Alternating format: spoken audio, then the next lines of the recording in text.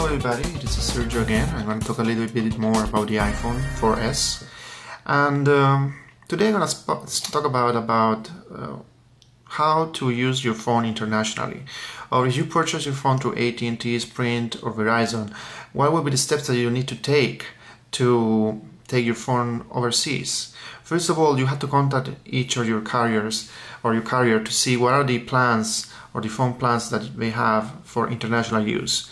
I found that Verizon has an international flat rate plan that is, I think, is $60 or $69.99 per month, but it involves a 1-year commitment. I'm not 100% sure if this has changed recently. I'm gonna check it out and probably come with another video with the specific details. But I'm sure that Verizon has a plan, and also I'm sure that At&t has a plan for international use that is a flat rate fee. Now I'm with Sprint, and I was looking at its website and I realized that they used to have in 2010 international plan with a flat fee, but they have removed it. This is a very interesting and sad thing to find out. I just changed carriers from T-Mobile to Sprint, and I had to say that I use my T-Mobile phone internationally on my trips, and it works flawlessly, and I only paid $20. I was using a BlackBerry, and I had a BlackBerry data, unlimited emails. But now I realized that with my new iPhone and Sprint, I can't do that. The fees are really insanely high, and I don't think I will be bringing my iPhone internationally with Sprint anytime soon until they release something like a new plan. Now, there is another factor that I was thinking when I got my iPhone Sprint, for example, it's a CDMA network. That means that the CDMA is different than GSM. GSM is the standard practically, and is used in most carriers around the world. For example, T-Mobile is GSM, At&t is GSM, but Sprint is CDMA. So the CDMA, the big difference is that they don't have a SIM card for CDMA, and they normally don't have SIM cards. So it's not that easy to just buy a new SIM card and put it there and you are good to go. So I was getting a little worried. Of course, I kind of rushed into buying the iPhone from Sprint because I really liked the unlimited data. But at the same time, I just figured out all these details at the end. This in no way has discouraged me to keep my iPhone. In fact, Sprint has like a 30 days guarantee or your money back plan, so you get regretting buying your phone or even having their service, you can cancel your contract and everything without any penalties. But I have decided to stay with Sprint and try it for at least these 2 years of my contract. And but the thing is, if I need to take my phone out of the country, the only reasonable economical way would be to put a SIM card into my iPhone 4S for a different provider, for an international provider. Let's say if you go to Italy or you go to Asia, just buying a SIM card there and put it in the iPhone. Now there is a couple of things that you should be aware about going that way. And one thing is that locally, if you have an iPhone 4S, you are more advantage. You have a bigger advantage than having an iPhone 4. The iPhone 4, it's only either CDMA or GSM. So it has one technology or the other depending on where you bought it.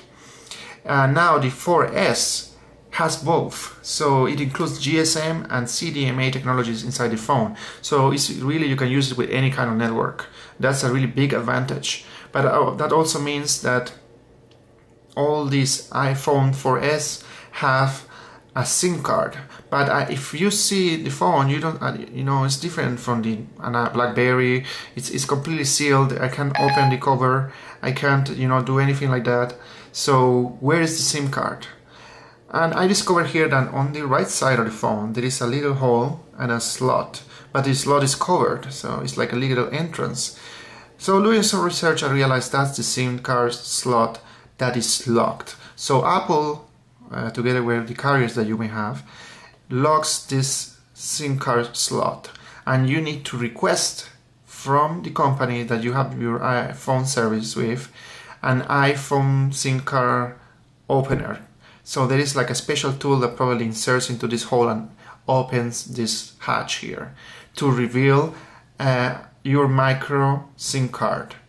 Another thing that I had to mention, that the iPhone uses micro SD cards and not the regular SD cards that all the other phones uses. In other words, the SIM card of the iPhone is a little bit smaller than the regular one.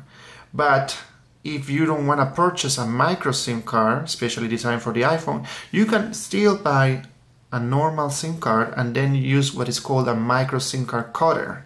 That's something that you can Google or find it on eBay. And what this will do, it will cut your SIM card so it will fit the iPhone.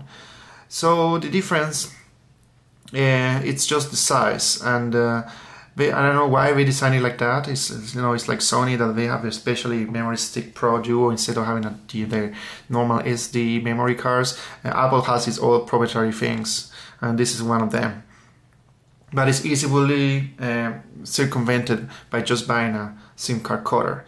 But I don't recommend that. I just recommend finding a micro SIM card. It should be plainly common by now, and it's easy to find in any telephone or service provider shop.